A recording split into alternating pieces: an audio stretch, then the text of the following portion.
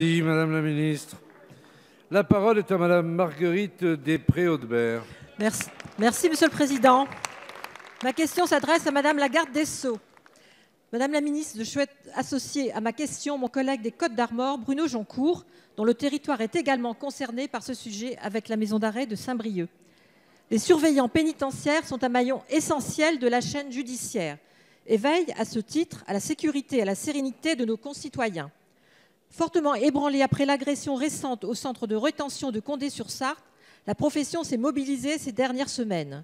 J'ai d'ailleurs rencontré dans mon département du Pas-de-Calais les surveillants du site de Vendin-le-Vieil, un établissement similaire à celui de Condé, ainsi qu'une délégation de surveillants de la maison d'arrêt de Béthune.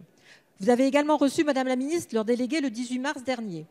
Si les revendications sécuritaires étaient, à juste titre, les plus importantes pour les premiers, un mal-être doublé d'une inquiétude était manifeste pour les seconds. Cela s'explique essentiellement par la surpopulation carcérale dont souffre tout particulièrement Béthune avec un taux d'occupation de plus de 200%.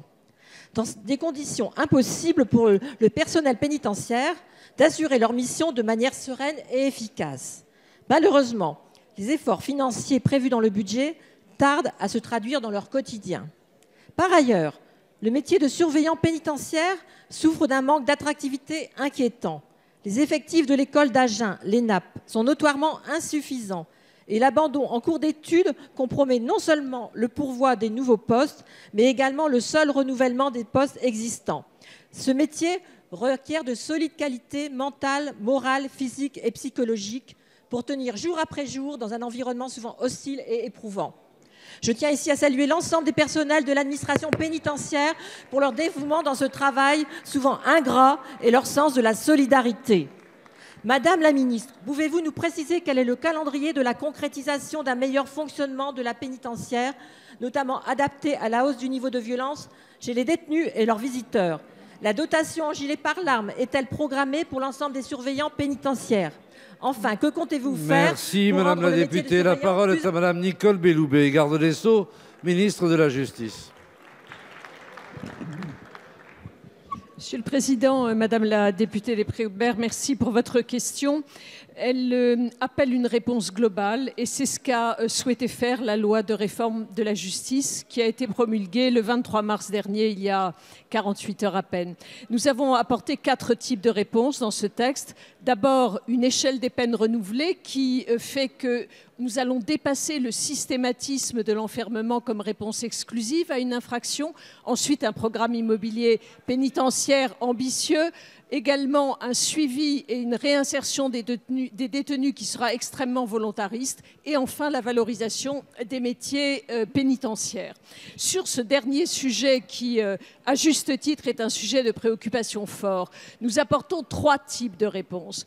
Une réponse en termes de sécurité qui est essentielle, c'est l'amélioration du renseignement pénitentiaire. C'est également une évolution du régime des fouilles. Vous l'avez adopté et nous irons encore plus loin pour les visiteurs. C'est enfin une dotation en gilet pare-larmes, non seulement pour quelques quartiers spécifiques, mais pour l'ensemble des surveillants pénitentiaires. Nous allons les déployer durant toute cette année civile. Nous avons également apporté des réponses en termes indemnitaires. L'année dernière, ce sont 32 millions d'euros qui ont été adoptés sur le quinquennat pour une évolution positive en matière indemnitaire. Nous poursuivons cette voie-là. Et enfin, j'apporte une réponse en termes d'attractivité du métier. Vous évoquez l'École nationale d'administration pénitentiaire. Ce sont 20 emplois supplémentaires qui ont été mis à l'école de l'administration pénitentiaire pour prendre en charge les 1100 recrutements supplémentaires qui ont été adoptés.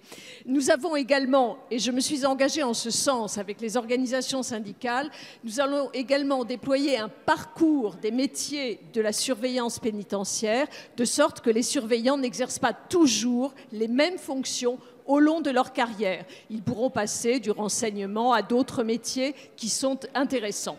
Et enfin, je me suis engagée à doubler l'accès à la catégorie B pour les surveillants pénitentiaires. Je crois que leur impatience n'a d'égal que mon active détermination. Merci, Madame la garde.